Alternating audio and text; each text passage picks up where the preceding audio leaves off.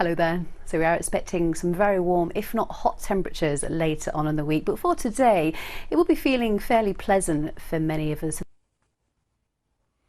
Good afternoon. Contrasting weather fortunes for the week ahead, depending on where you will be spending it. And for much of England and Wales, it's a story of building warmth and even heat for some by the end of the week.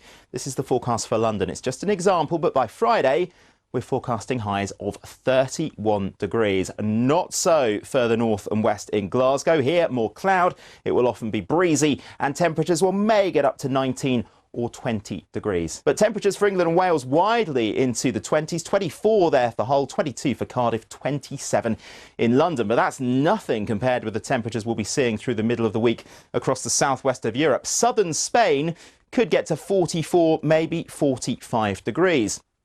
And as we head to the end of the week, this area of high pressure is going to work its way eastwards, and that would allow us to start tapping into some of that heat across southeastern areas. Further north and west, it stays cooler, cloudier, close to an area of low pressure. The heat is likely to peak on Friday across England and Wales.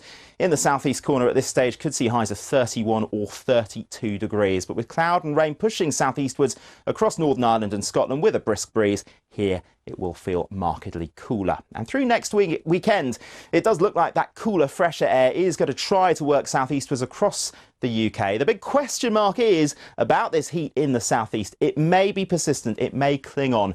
We will keep you posted. That's all from me. Bye for now.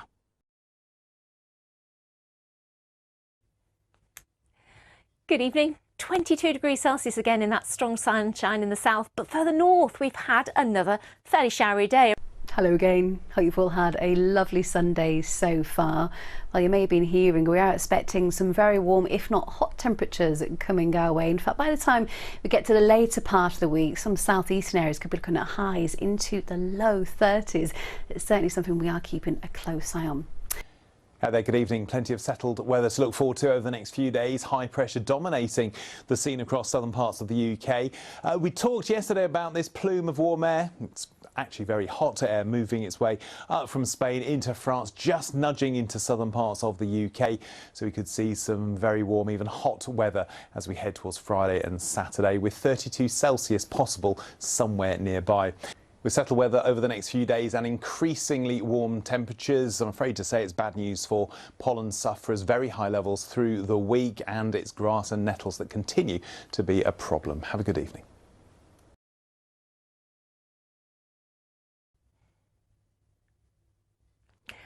Good evening, thanks John.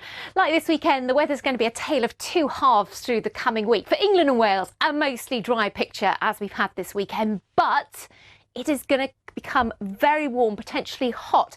Cambridge here, fairly typical of southern, central and eastern parts later in the week. Whilst for Scotland and Northern Ireland, like this weekend, it's temperatures around about average, perhaps a little bit above, but a little bit more unsettled. Not as windy, however, as it has been. So feeling pleasantly warm, strong sunshine, but as we've had this weekend, some very high levels of pollen, particularly across southern and central England and eastern Wales.